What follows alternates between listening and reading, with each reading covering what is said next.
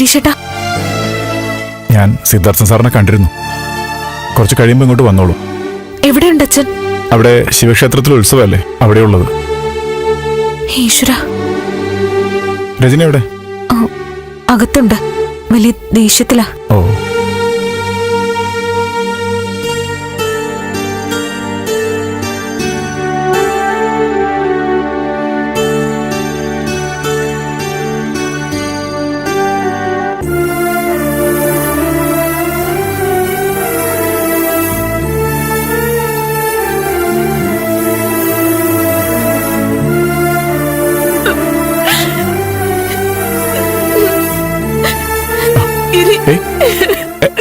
രജനി,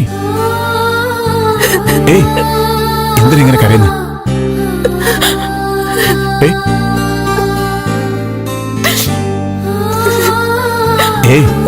രജനി,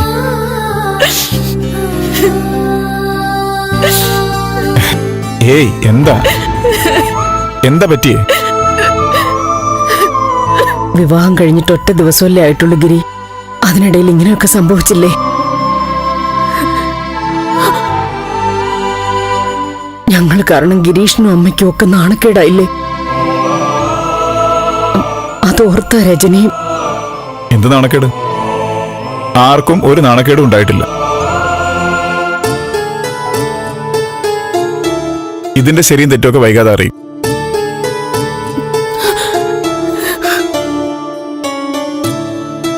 രജനി വാ, നമുക്ക് പോവാം. പോകാനോ?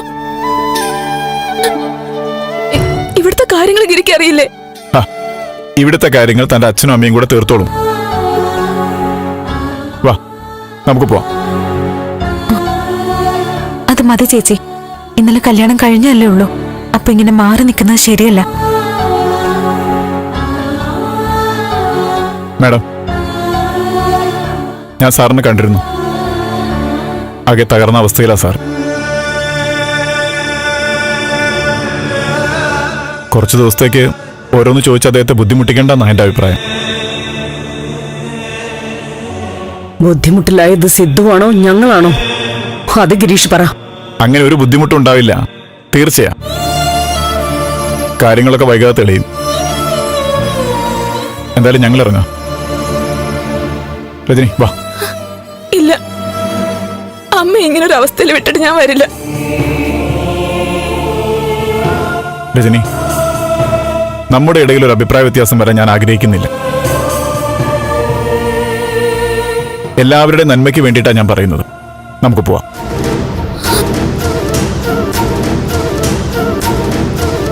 ഈ പ്രശ്നം ഉറപ്പായിട്ടും വൈകാതെ അവസാനിക്കും. അനാവശ്യമായ സംസാരമാണ് ഏത് പ്രശ്നത്തെയും വലുതാക്കുന്നത്. രജനി വാ. ഇല്ല, ഞാൻ വന്നാൽ ശരിയാവില്ല. ചേച്ചി, ചേച്ചി ചെല്ല് പ്ലീസ്. അങ്ങനെ ഒരാളെ നിർബന്ധിച്ചിട്ട് വരണ്ട.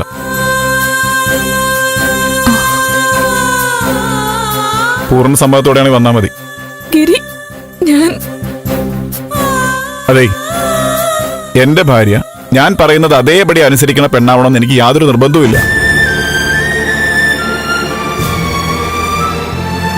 പക്ഷേ കാര്യങ്ങൾ കണ്ടറിഞ്ഞ് പെരുമാറാനും പ്രവർത്തിക്കാനും കഴിയണമെന്ന് ആഗ്രഹിക്കുന്നുണ്ട്.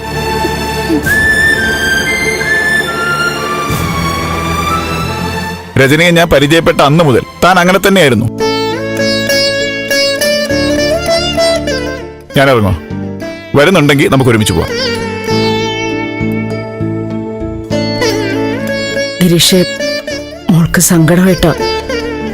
നാളെ ഞാൻ അങ്ങോട്ട്. വേണ്ട, ഞാൻ ഗിരിയോടൊപ്പം പോവും അമ്മേ.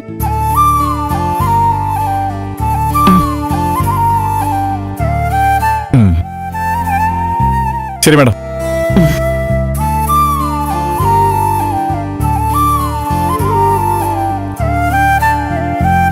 അമ്മേ, ഞാനിന്ന് എന്നാ ഇറങ്ങിക്കോ മോളെ, അമ്മ വിളിച്ചോളാം.